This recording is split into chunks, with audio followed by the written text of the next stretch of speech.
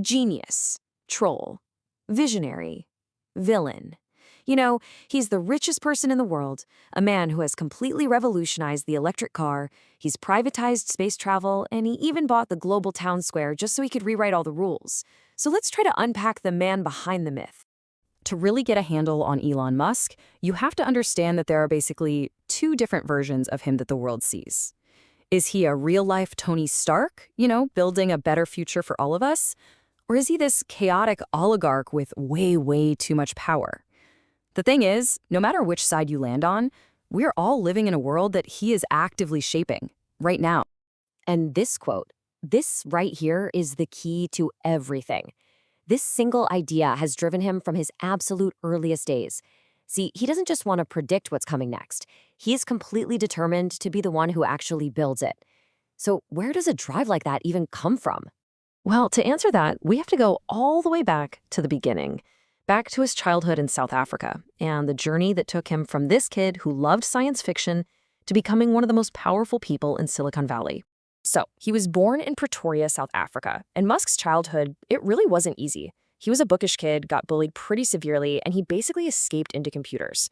By the time he was 12, he'd already made his first business deal, selling the code for a video game he made for $500. But he just knew the future was in America. So at 17, he left. His journey eventually landed him at Stanford for a PhD, but the internet boom was happening and it was calling his name.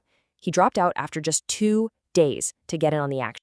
And that bet paid off, big time.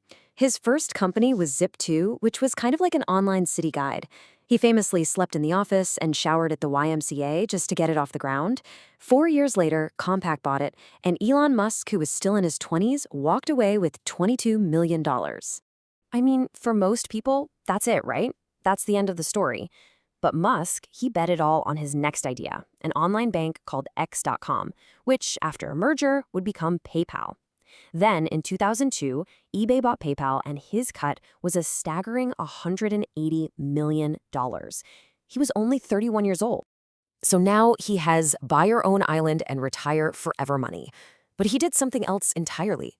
He took all of his winnings, every last dollar, and poured them into 3 areas he saw as absolutely critical to humanity's survival. He was heavily influenced by all the science fiction he read as a kid, and he really believed he had to tackle the biggest threats to our future, sustainable energy, and making us a multiplanetary species. And this is where the story gets really dramatic. Maybe the most dramatic chapter of his entire life.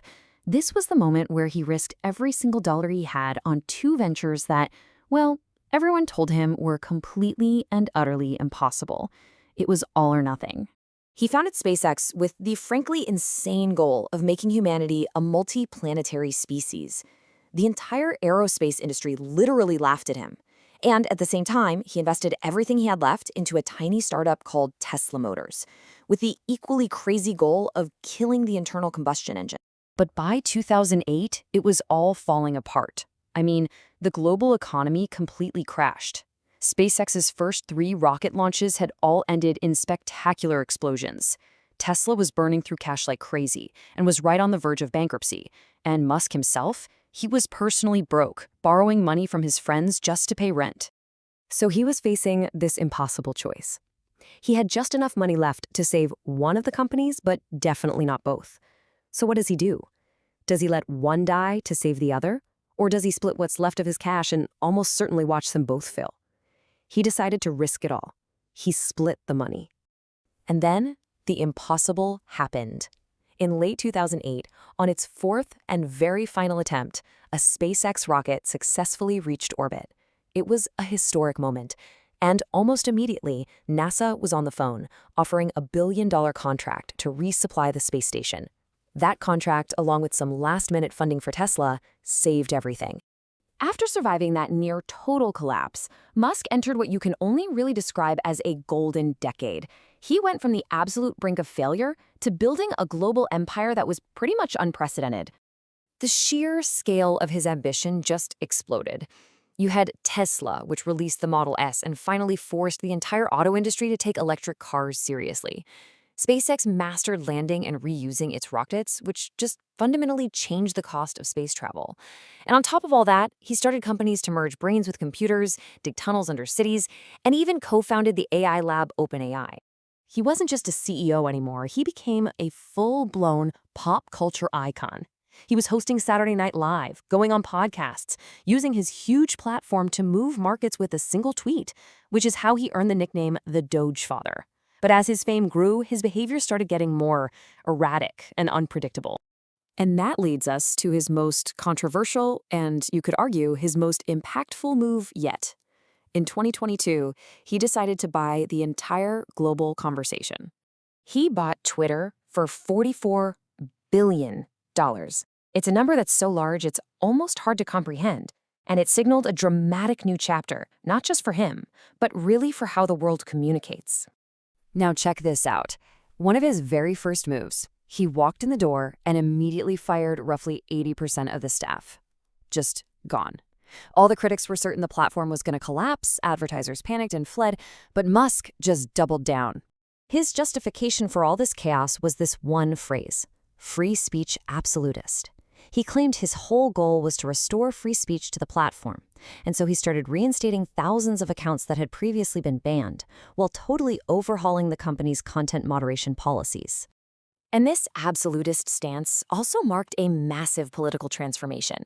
The man who, for years, had claimed to be mostly apolitical began using his platform as a personal megaphone, becoming this central and really powerful figure on the American right. This all culminated in him throwing his full financial and social weight behind Donald Trump's 2024 presidential campaign. So, after buying the town square and helping to elect a president, what could possibly come next? Let's take a look at the future he is actively building right now. As of today, his influence has expanded even further. Following the 2024 election, he was appointed to lead a new government department that's aimed at slashing federal bureaucracy. They aptly nicknamed it Doge. At the same time, his new company, xAI, is aiming to compete directly with ChatGPT. Tesla is pushing hard for fully autonomous robotaxis, and the massive Starship rocket is preparing for missions he hopes will one day take humanity to Mars. Which brings us right back to our original question. Is he the savior of humanity, pulling us toward the stars and a more open society? Or is he a dangerous oligarch with unchecked power and impulse control? The answer, well, it's probably going to be debated for decades to come. But one thing is absolutely certain. Whether you love him or hate him, we are all living in the world that Elon Musk is building.